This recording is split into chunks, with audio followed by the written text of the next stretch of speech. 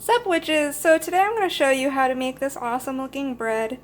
It's super easy and you probably already have everything you need in your pantry, so let's get into it. You're going to need 2 bowls. One is for your wet ingredients and the other is for your dry ingredients. In our wet ingredients we have our pumpkin puree. Make sure it's not pumpkin filling or pumpkin pie filling. It has to be pumpkin puree. We have our raisins and we have our olive oil. In our dry ingredients bowl, we have our flour, our baking soda, we have our baking powder, our sugar, and our pumpkin pie spice. So let's talk a little bit about pumpkin spice. We all know that pumpkin spice is notoriously associated with fall, but did you know that this is a powerful blend of magical herbs?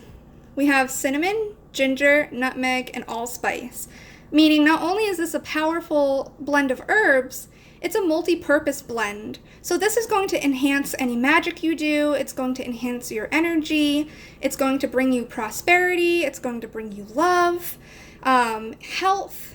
So this is why I'm putting it into my pumpkin spice Mabon bread. This is going to be a blessed bread. So I want to encompass all of these good blessings and put it into the bread. So now that we talked about the magical herb blend going into this bread, let's talk a little bit about the other ingredients.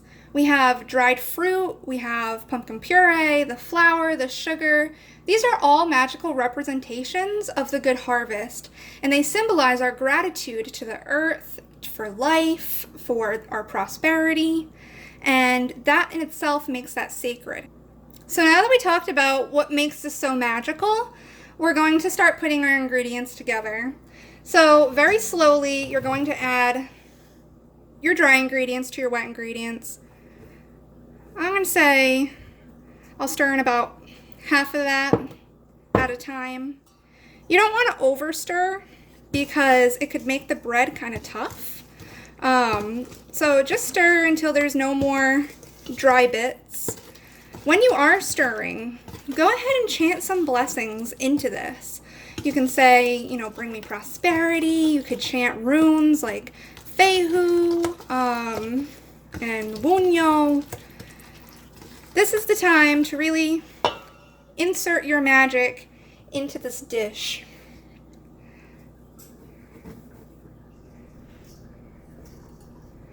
And I always stir anything I'm blessing clockwise.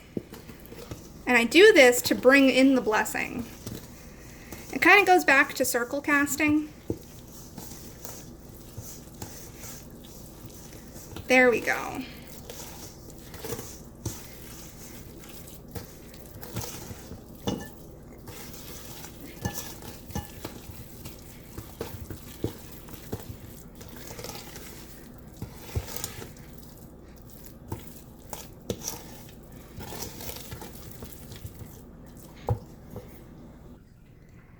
So here I have a lightly greased bread pan. It's an 8x4.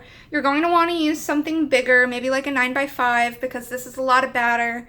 The extra batter that I have, I'm going to make some little cupcake-sized breads to give as offerings. But back to the bread pan, I do have a piece of parchment paper laid across, so when we go to remove the bread, we can just pull up on it. It's going to come out really easy. So fill your bread pan.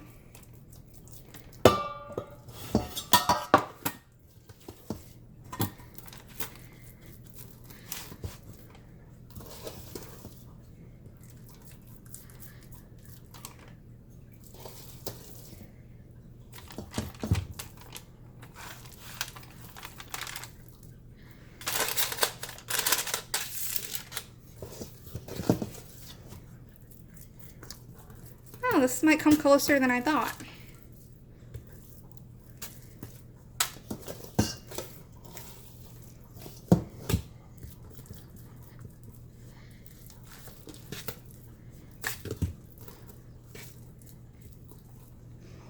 I'd say that's probably good. So now what we're going to do is take some pepitas and we are going to sprinkle them over top.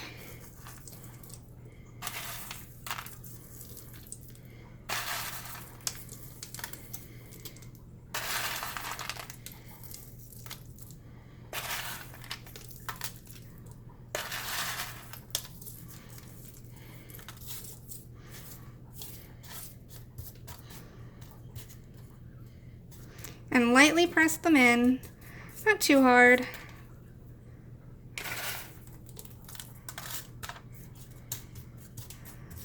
That looks good. And we're also going to take some sugar and just sprinkle that over top.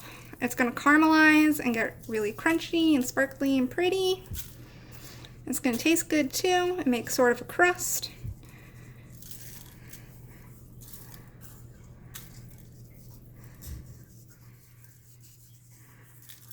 I just want to get this even. Not too much. All right. We're gonna lay that guy flat a little bit. And we're going to put this in the oven at 325 degrees. You're going to put this on the middle rack of your oven and you're going to let this go for an hour and a half to 2 hours. Start checking it around the hour and a half mark. Stick a toothpick in it and make sure that toothpick comes out clean, and when it comes out clean, you're done. And this is what your bread should look like when it's done. I hope everyone has an awesome and blessed Mabon. Happy casting.